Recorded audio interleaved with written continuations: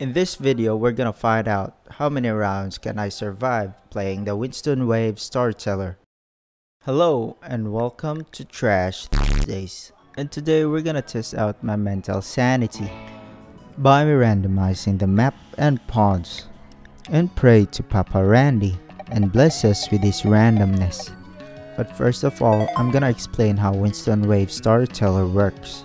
To put it simply, it's just like Cassandra, but after surviving a raid, you get a random set of rewards to choose from, and your goal is to survive. Now I'm gonna show you my settings.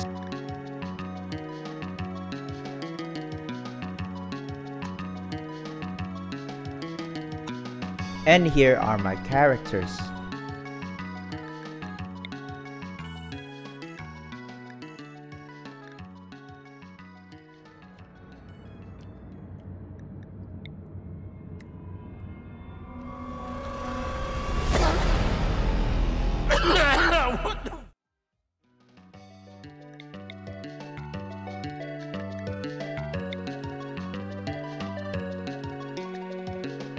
And then let's start the game.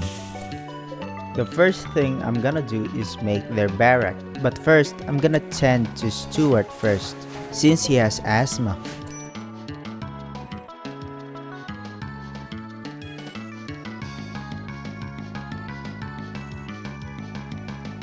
After finishing the barracks, I decided to make a workshop room right beside it. The reason for that is to reduce the pawn's travel time. Of course, the first items I'm gonna build is the stone cutting table, which can be used to reinforce walls using the stone blocks as the material. Well, the second one is the art station, so that I can make sculptures in order to sell them, or even make the environment beautiful, so that my pawns aren't easily mentally broken.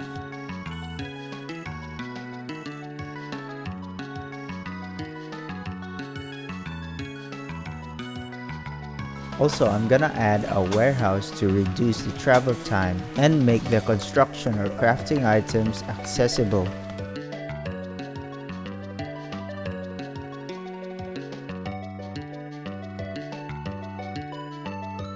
Now that I have finished the base, I am going to build the first line of defense, which are walls and embrasures. Of course, I'm not gonna add a kitchen yet, since we have lots of food.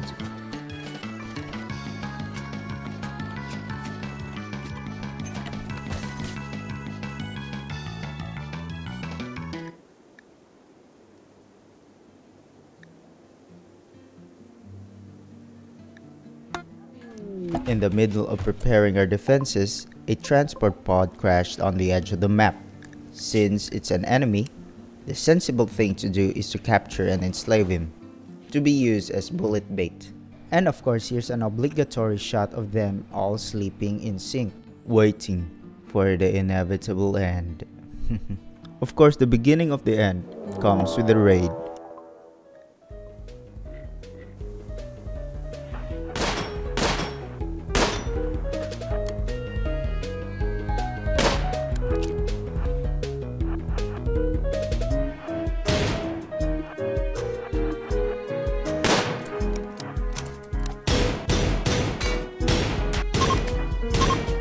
For our first reward, I chose food, since if I chose chem fuel, the stockpile might be in danger if a pawn goes on a tantrum. Plus, the base is made of wood. To prepare for the next waves, I constructed barricades around the perimeter to add more potential hit points for the walls and embrasures. Time ran out though, and I have to prepare for the next raid.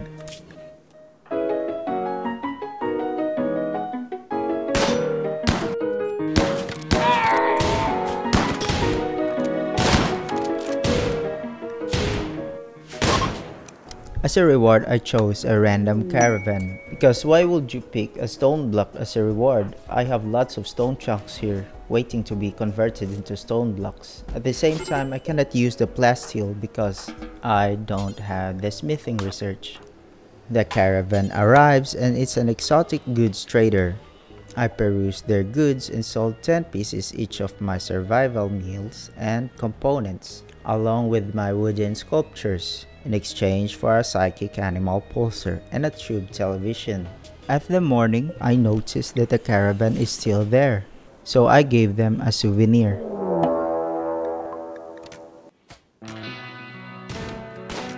Unfortunately, the souvenir didn't arrive at their location since they encountered another arriving caravan. Then did it again.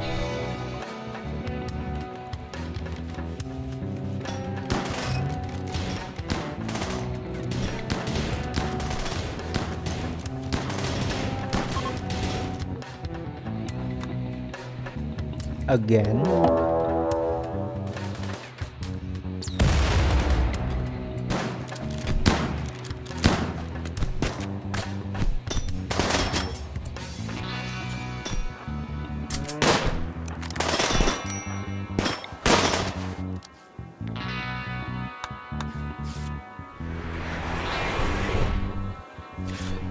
After that, I checked the combat supplier's goods, sold my junk and took one composite vest.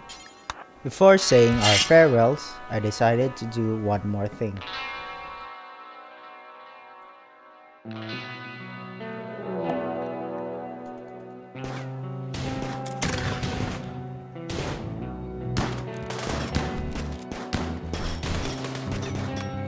After the caravan fended off the raid, I think the colony ran fine.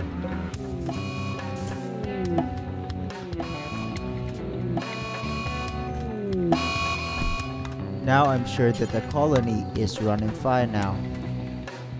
The next raid arrives and I have to deal with it with grenades. Yeet! Of course I chose the most sensible reward ever. A random normal reward. That night, I decided to hunt with grenades, since my pawn John is still running wild, and I have no raw food to tame him. One thing I realized though, I just wasted my grenades. The next morning comes and I sent the raid earlier. It was a fairly easy one though.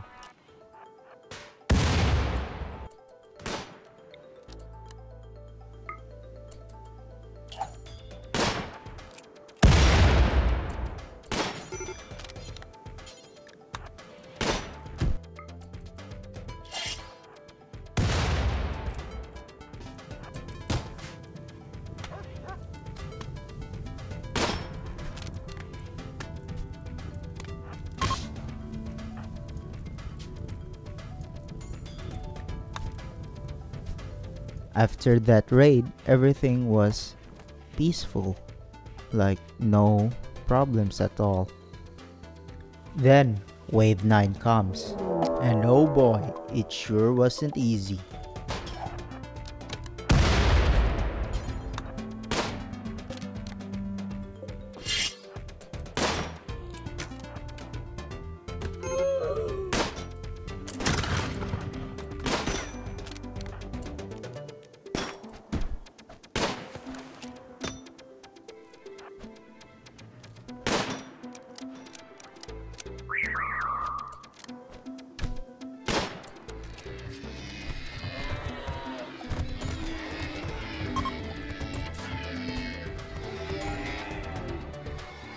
The animals are still rampaging, so I called in wave 10 earlier.